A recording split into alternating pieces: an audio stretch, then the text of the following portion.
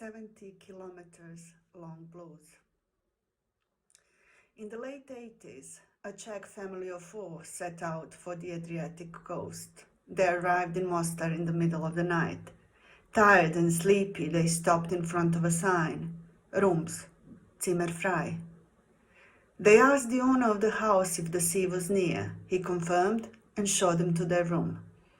In the morning, the Czechs turned up in bathing suits, armed with pool mattresses, floats, masks and flippers, and asked the host for the directions to the beach. He pointed southwards and said, straight ahead, 70 kilometers. Those 70 kilometers encompass everything that might round off the identity of Mostar as the seaside, deprived of the sea. The narrative reaches it, but we don't. Although I hear it quite often, the screaming of the seagulls above the river announces its presence, and a moment later it's here, heaving under my windows, splashing. The southerly brings it as well, seasons the air. Gales tear us apart in wintertime, but sunny days don't let us down. The sun gets us out into the streets, and we sit on the stools in front of cafes like rain-soaked sparrows. We warm our hollow bones, gazing at the ruins. We've got no sea to gaze at. Summers are sweltering. The city is swarmed by tourists. The mass of bodies runs like a river, blocks the view of destroyed buildings, dirt and rubbish. It's impossible to resist the impression that they all come from an imaginary north and flow southwards down the cobbled streets.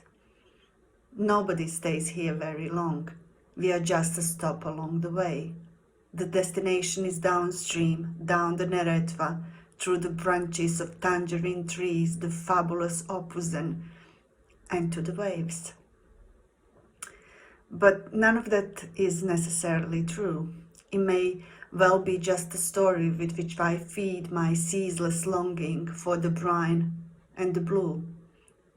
If the union of the sky and the offing were actually here in front of our eyes, all these things we have to live with would be easier, more bearable.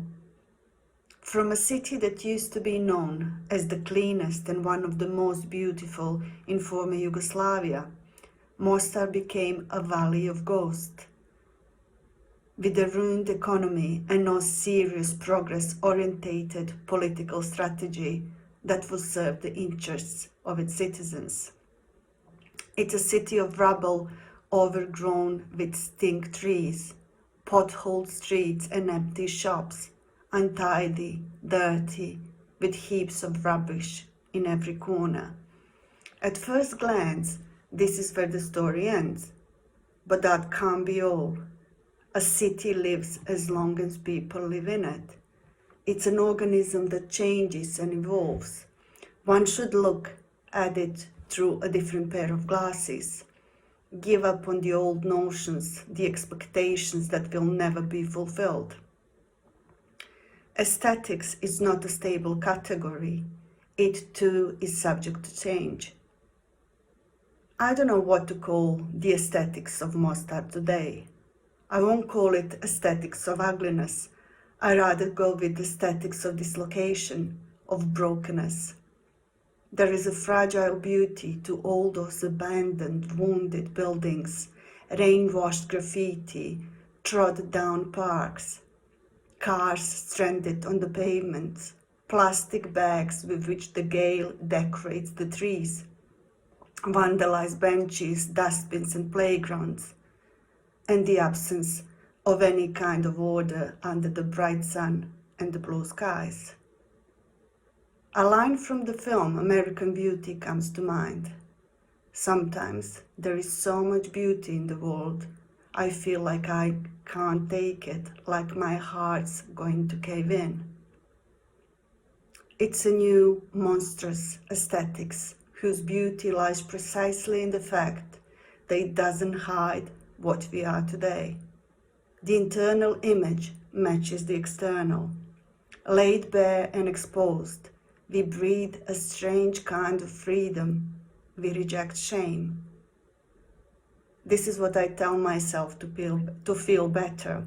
But most of the time, I think about bridging that 70-kilometer gap and connecting with the sea. That, I'm sure, would put all things in their proper place.